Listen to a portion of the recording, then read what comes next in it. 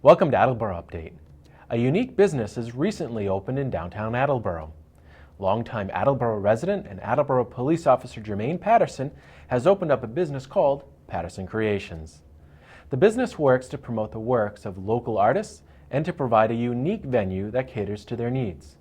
We spoke with Mr. Patterson about the work that went into starting the new business. Patterson Creations started in 2010, but I was actually doing picture framing in the Peter Manicus building at Union Street at Dunham. So I was doing the whole picture framing thing. Before that, I was doing picture framing with Mark Nato on South Main Street, the Attleboro Art and Frame. So that's why I started the whole picture framing business. But I had an art background. I actually wanted to be a art teacher. So again, for me to be able to tap back into that talent, which most people get away from, and they kind of stick with their whatever their career is and don't go to what their passion is. So my thing was, how do I give back to my passion while giving back to others? So I said, well, how do I tap into the thing that's always been within me, which is art, giving back to the community and helping others. So I said, if I can start a business where I can tap into all these things, then it's a win-win. I was given the opportunity to go through the community development office for a small business loan. What I did was I went for the loan, but I put it against the house to secure the loan. Then after that, then the process started for me. The whole business plan, the plans of the actual space, finding the location, having those conversations of business, got approved for the loan, wound up going to Vincent and Sal Germani, and they let me look at the space next door to their law office. At that time, it was an empty space, and it used to be a thrift store, a liquor store, a police supply store, a sewing place. It was all these different things. So it was just multiple things in this space. And again, it didn't have a defined look at all. So when I finished the paperwork, signed the lease, and started the process, me and a small team of volunteers came in and we gutted the place out and then started having the subcontractors come in, from re-sanding and surfacing the floors to putting in a 5-ton HVAC system to 58 LED tracks and bulbs, so everything's energy efficient and what it needs to be to pretty much meet the standard of today's time.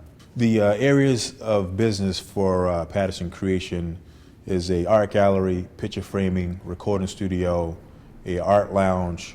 We also have a full liquor license. We'll eventually have a full cafe and a full kitchen. So right now, our biggest thing is catering to all these different areas of art. I wanted a space big enough that can cater to everyone, but again, it doesn't have to be art. If you wanted to come here and have a fundraiser, then we can change the space for that. If you wanted to come here and have an art gallery showing, we can change the space for that. If you wanted to come here and have a private meeting, we can change the space for that. So the biggest thing is a space to be creative in whatever that fashion is, whether it's art, visual, vocal, or just whatever you're explaining. The biggest thing for the artwork itself, in regards to the art gallery, I'm showcasing old and new artists. So these artists that's currently here, Vincent A. Delaney, T.A. Sharon, Paul Allard, and Michael Johnson, they are showcasing their work. And normally in an average gallery, they would either rent the space, meaning you would have to rent wall space, or if that person sells a piece, then the gallery would normally get 40 to 50% of that piece. What I'm doing is I'm giving the wall space for for free.